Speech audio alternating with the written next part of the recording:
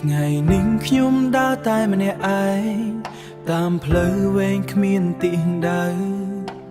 ខ្យល់បក់ត្រជាក់លួចប៉ះចិត្តដូចរំលឹករឿងចាំងវិញស្រឡាញ់ដែលធ្លាប់មានពេញចិត្តថ្ងៃនេះនៅសល់តែភាពទទេគ្មានអ្នកនៅក្បែរដូចមុនទៀតមានតែខ្ញុំនឹងមេឃស្ងាត់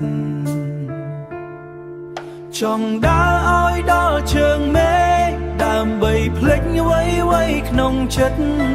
ឆ្ងាយពីស្នេហ៍ដែលធ្វើឲ្យឈឺឆ្ងាយពីអតីតដែលមិនអាចលបើដល់ទីណាដែលគ្មានអ្នកប្រហែលចិត្តខ្ញុំនឹងស្ងប់ស្ងាត់តែគ្រប់ជំហានដែលខ្ញុំដើរនៅតែមានអ្នកនៅក្នុងចិត្តពន្លឺថ្ងៃលិចនៅចុងមេឃស្អាតប៉ុន្តែឈឺក្នុងចិត្ត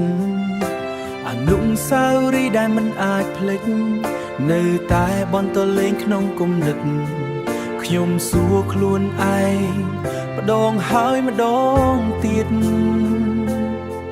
ខ្ញុំសួរខ្លួនឯងម្ដងហើយម្ដងទៀតហេតុអ្វីស្នេហ៍ត្រូវបែកបាក់ឬខ្ញុំមិនល្អគ្រប់គ្រាន់ឲ្យអ្នកនៅជាមួយរហូតចង់ដើរឲ្យដល់ជើងមេឃដើម្បីភ្លេចអ្វីក្នុងចិត្តឆ្ងាយពីស្នេហ៍ដែលធ្វើឲ្យឈឺឆ្ងាយពីអតីតដែលមិនអាចលបើដល់ទីណាដែលគ្មានអ្នកប្រហែលចិត្តខ្ញុំនឹងស្ងប់ស្ងាត់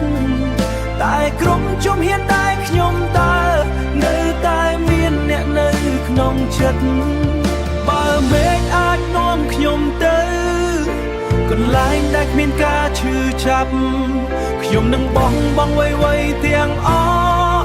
ដើម្បីបានស្ងប់ម្ដង